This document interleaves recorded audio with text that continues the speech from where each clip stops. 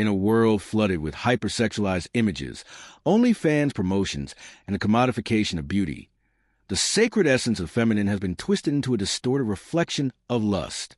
Society sells the illusion that a woman's value lies in her body, in how much attention she can attract, in how much skin she shows. But real feminine power, deep, radiant, healing feminine energy, is not found in lust. It is found in presence, in mystery, in nurturing, in divine stillness. It is rooted in being, not performing. The real feminine is not an object to be consumed. She is a force to be revered. To equate the feminine to lust is to confuse the sacred with the shallow. To awaken to the truth of the feminine is to discover a depth and power that goes far beyond sexual allure. This essay explores the difference between lust-driven femininity and the real feminine essence, and why our souls starve in a lust-addicted culture. Lust is hunger without depth. It is desire without connection. Lust is a surface-level craving, often fixated on the body, but disconnected from the heart and soul. It is the appetite of a culture that has forgotten the sacred. In lust, the feminine becomes a product. She is rated, clicked, swiped, consumed, and discarded. Her value is measured in likes and views, not in her wisdom, warmth, or intuition. In this context, feminine has been misdefined. Instead of representing divine mystery, it has been reduced to sex appeal. But true femininity isn't about seduction or provocation.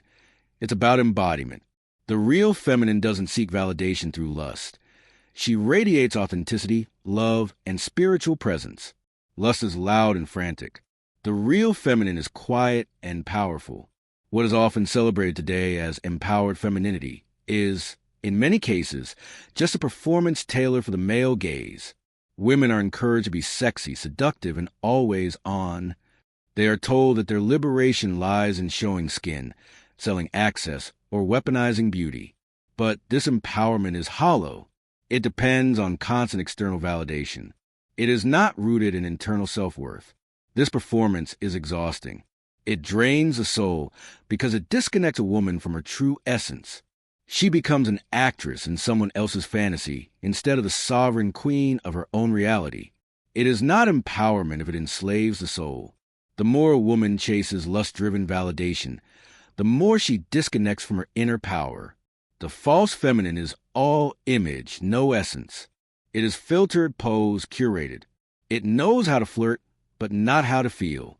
It knows how to seduce, but not how to nurture. It is a mask, not a mirror of truth.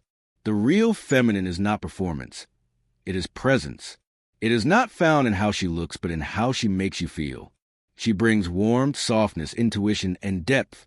Her power lies in her ability to receive, to feel, to hold space.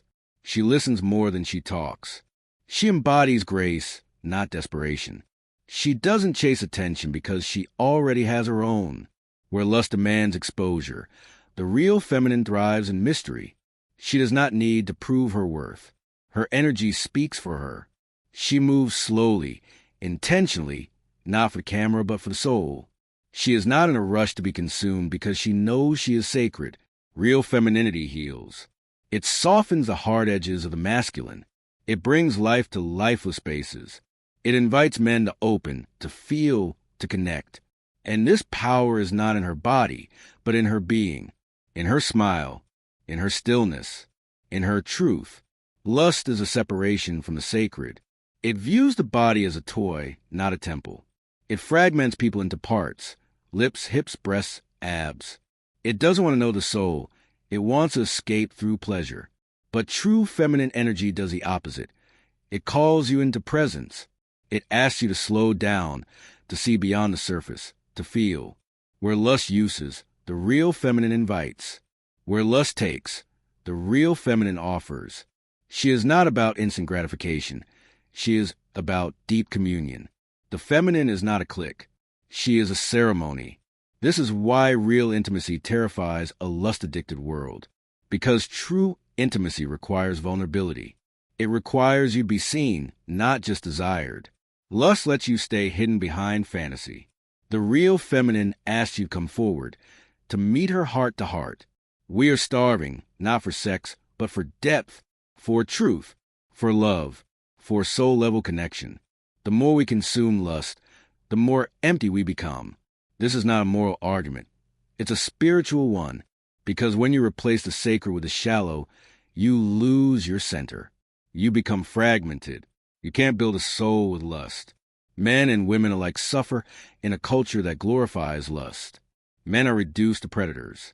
Women are reduced to prey. Real relationship becomes impossible. Trust breaks down. Love becomes transactional. Connection becomes conditional. But the real feminine is the antidote to this emptiness. She doesn't compete.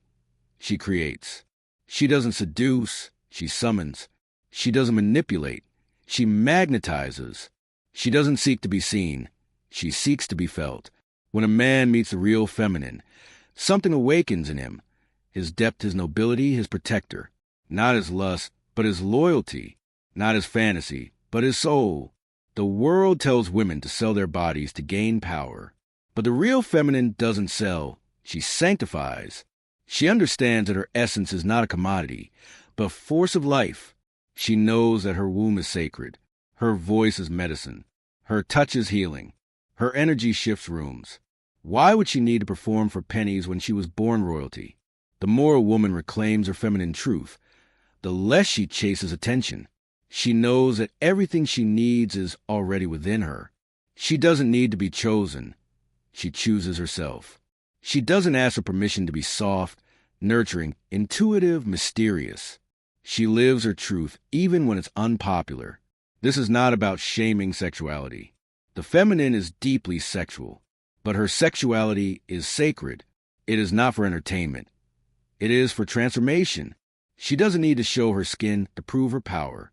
She is power. To meet a woman rooted in her feminine is to feel safe, seen, softened. She doesn't drain you. She nourishes you. She doesn't excite your lust. She awakens your soul.